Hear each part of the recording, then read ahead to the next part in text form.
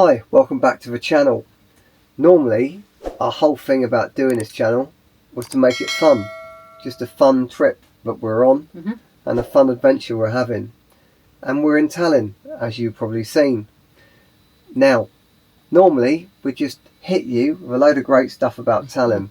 And Tallinn is a beautiful city. But what we wanted to do was just, in making this video, we came across a lot of stuff from the recent history of Estonia and Estonia's struggle, but we just wanted to do its own little video for that part. Yeah, we felt it deserved it. So please watch it, and don't worry, we'll be back with the fun stuff straight after, but we didn't want to include the fun stuff with the more recent stuff. Is that fair? That's fair, yeah. Welcome. Today we are going for a ride around Tallinn, and we're going to be going out and seeing what's here for us, but I guarantee you it's a little bit cold and it's very, very windy. That noise you can hear is in fact what we have up here, which is basically the ship's yard and the boat sails. It's like water torture. Our first stop was an unexpected visit to the memorial to the Estonian struggle against communism. Essentially, it is a massive two walls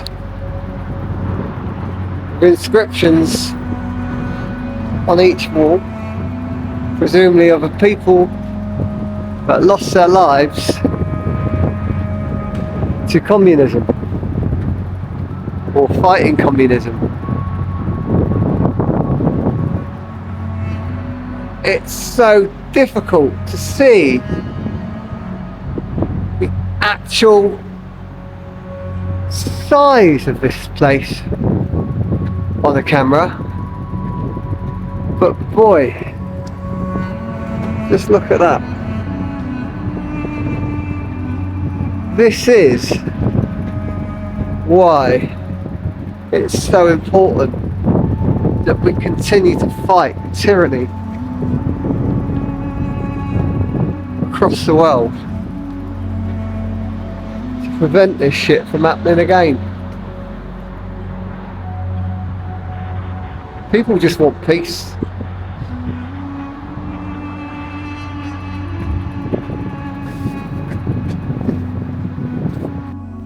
This memorial was unveiled in 2018 to commemorate the Estonian people who lost their lives to the communist rule from 1940 until 1991, when independence was restored. Looking down, give you an idea of the size of this monument, and then it's got beautiful, peaceful gardens.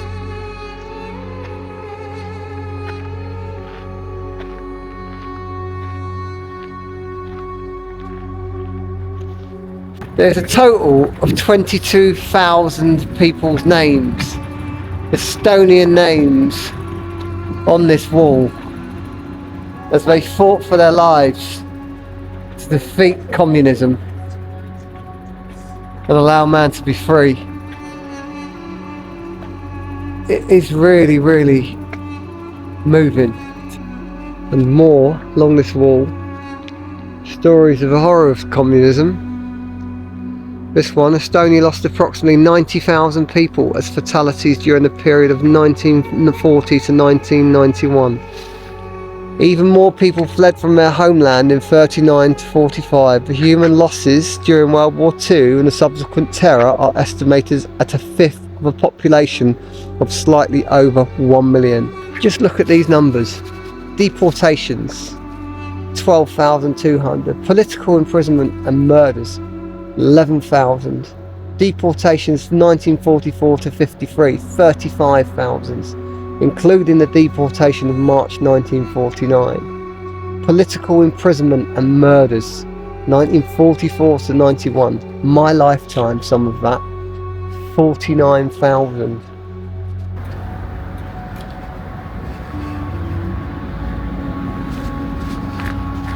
One in 5 of Estonia's population lost to communism,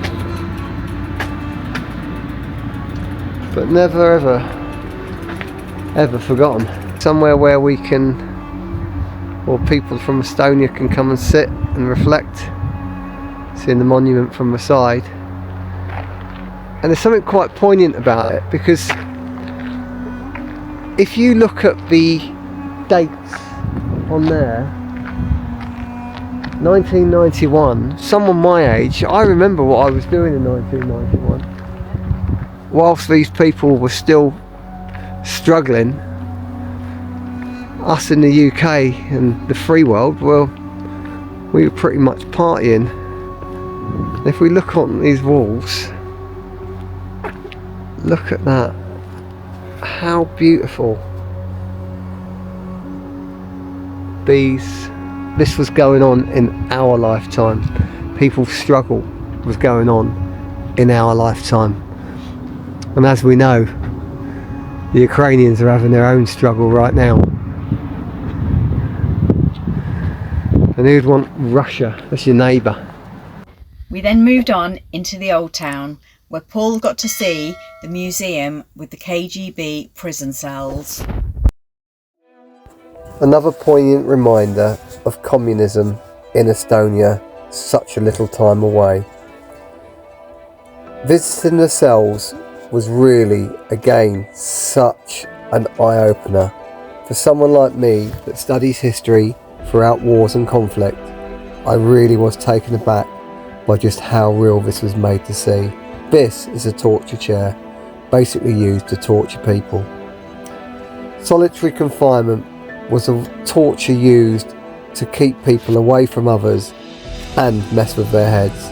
This is a triangle cell, basically used again to literally make people talk by just mental torture.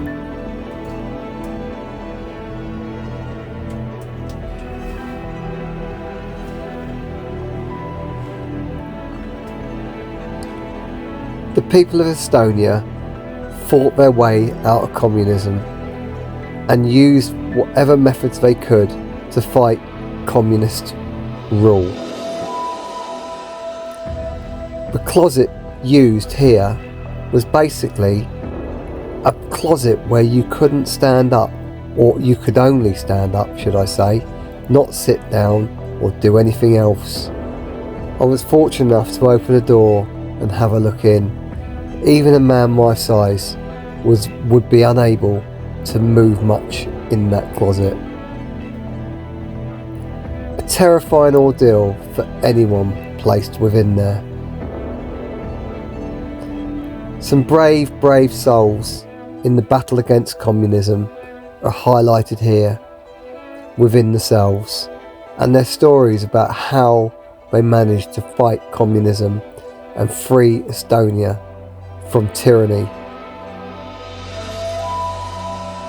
The cells, dark, dingy, and what you might expect. This one, being a scholar cell, had a table and chair. I've actually been in many prison cells. Don't ask why, but I have. And these cells that you see here are absolutely frightening, even for someone like myself.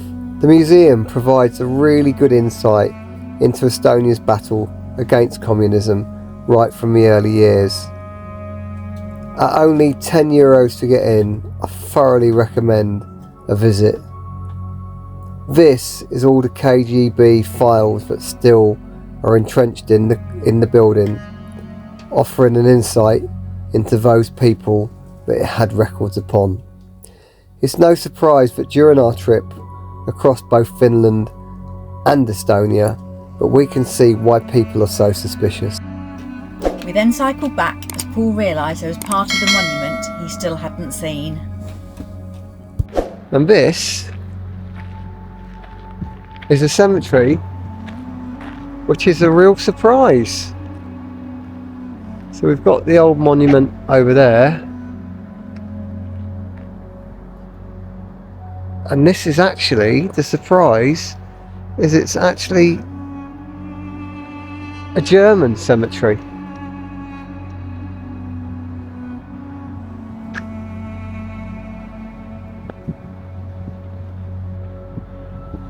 For those Germans that lost their lives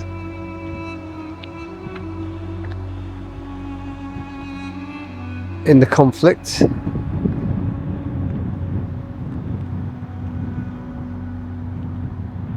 Tough times. Tough times. Just where do you go from being in that era in a country like Estonia? Do you want to be dominated by communism? Or do you want to be dominated by Nazism? Quite frankly, I'd rather just be a free man.